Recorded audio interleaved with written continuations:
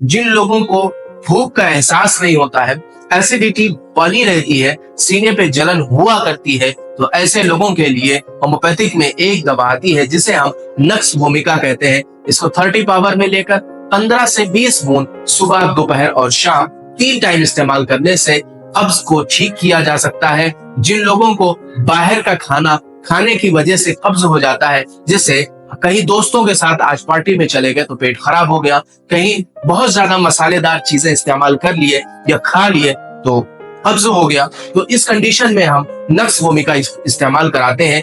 जिन लोगों को बाहर का खाना खाने की वजह से कब्ज होता हो तो उन लोगों में नक्स भूमिका 30 नामी दवा इस्तेमाल कराई जाती है। There are 2 types of intestines, यानी 2 टाइप की आंतें होती हैं, एक बड़ी आंत, एक छोटी आंत, और दोनों आंतों की जो साइज होती है, लंबाई होती है, वो 27 फीट होती है। किसी को मालूम है ये?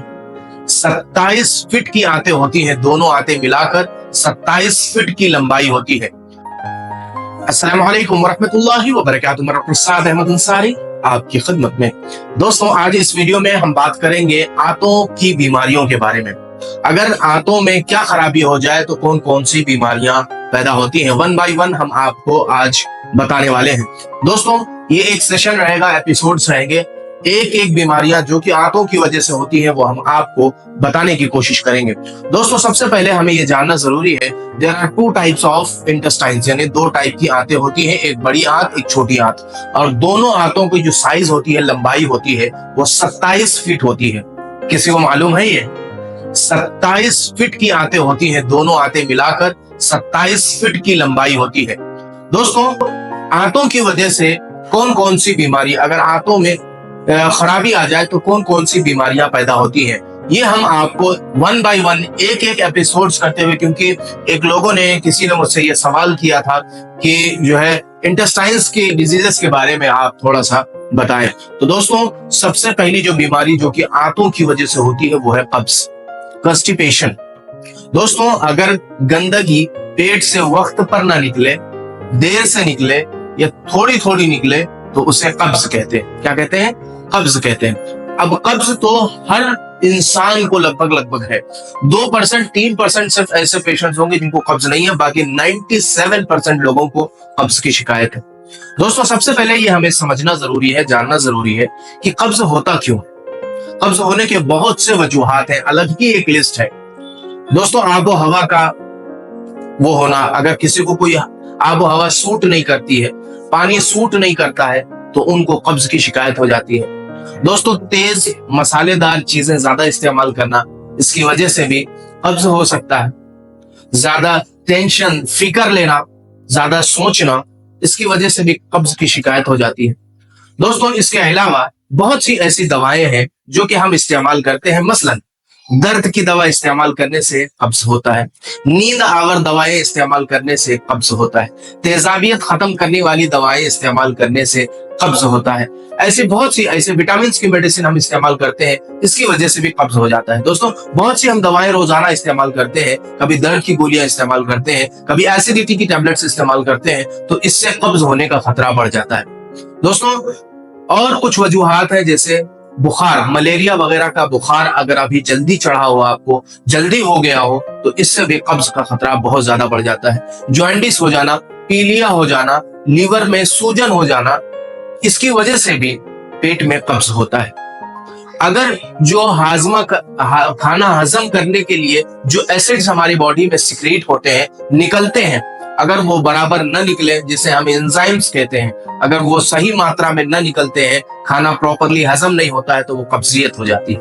दोस्तों, सबसे पहले हमें तो इसकी, अगर कब्ज को ठीक करना है तो सबसे पहले हमें परहेज पर ध्यान देना हो।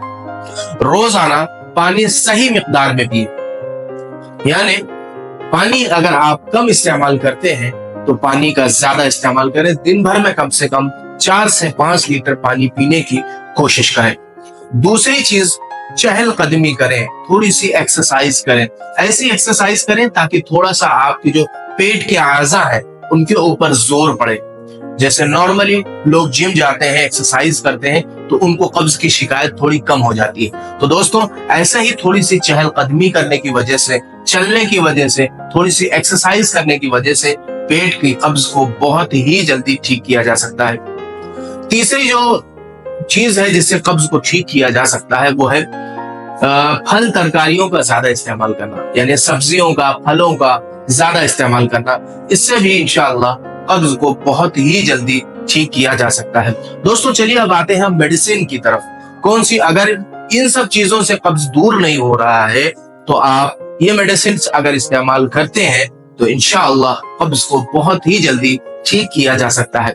सबसे पहले मैं आपको बताता चलूं, यूनानी मेडिसिन में 2-3 ऐसी दवाएं आती हैं जो कि कब्ज कुशा है। अगर इसको हम इस्तेमाल करते हैं, माजून है, अगर इसको हम इस्तेमाल करते हैं तो इससे कब्ज बहुत ही जल्दी ठीक हो जाता है।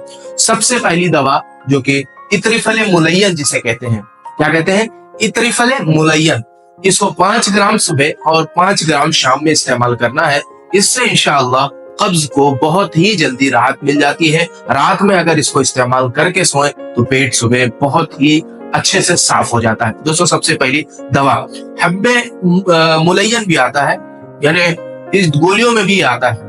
तो अगर 2 गोलियां अगर माजून नहीं इस्तेमाल कर पा रहे हैं, जो लोग शुगर के मरीज हैं जो कि माजून नहीं इस्तेमाल कर सकते, उनके लिए ये गोलियां आती हैं। 2 गोलियां सुबह और 2 गोलियां शाम में इस्तेमाल करें, इंशाअल्लाह इससे पेट एकदम साफ हो जाएगा। दोस्तों ये है रहे यूनानी का इलाज।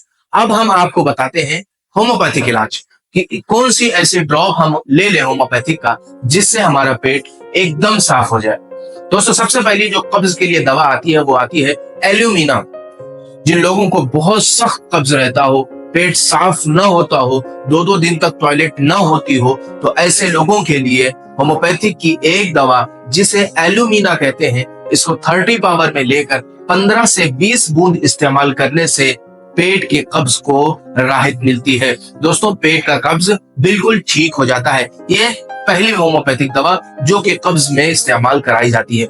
दूसरी होम्योपैथिक दवा जिन लोगों को गैस ज्यादा बनती हो, तेजाबियत होती हो, एसिडिटी बनती हो, खाना हजम ना होता हो, तो ऐसे लोगों के लिए होम्योपैथिक में एक दवा आती है जिसे हम कहते हैं कार्बोवेज। क्या कहते हैं? कार्बोवेज। इसको 30 पावर में लेकर 15 से 20 बूंद सुबह, दोपहर और शाम 3 टाइम इस्तेमाल कराने से पेट की बीमारियों को ठीक किया जा सकता है, आंतों की बीमारियों को ठीक किया जा सकता है।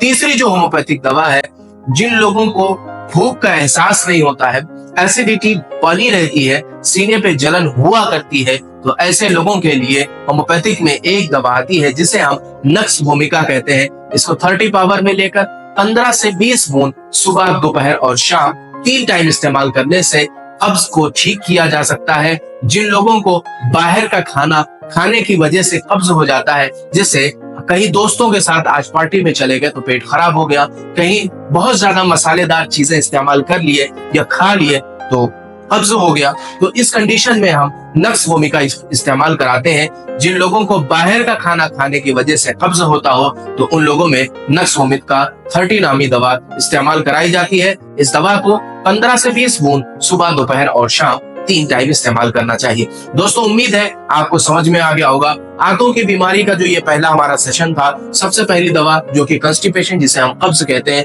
ये आंतों की बीमारी है। इसके अलावा 4-5 और ऐसी बीमारी है जैसे डिसेंट्री हो गया, अपेंडिसाइटिस हो गया और जो है इंटेस्टाइनल कोलिक हो गया। ये बहुत सी ऐसी बीमारियां हैं, आंतों पे सूजन हो गई, ये मैं वन बाय वन आपके सामने लाने की कोशिश करूंगा इंशाअल्लाह। तब तक के दुआ करें अल्लाह ताला मेरे जहन में भी ऐसी बातें डाल दे ताकि मैं आपको समझाऊं, समझाता चलूं, मेडिसिन भी आपको बताता चलूं ताकि आपको अपनी बीमारियां ठीक करने में मदद मिले। दोस्तों उम्मीद है आपको समझ में आ गया होगा। अब इंशाअल्लाह हम आपसे मुलाकात करते हैं अगली वीडियो में एक नए टॉपिक के साथ। तब तक की इजाजत दीजिए। अस्सलामु अलैकुम वरहमतुल्लाहि वबरकातुहू।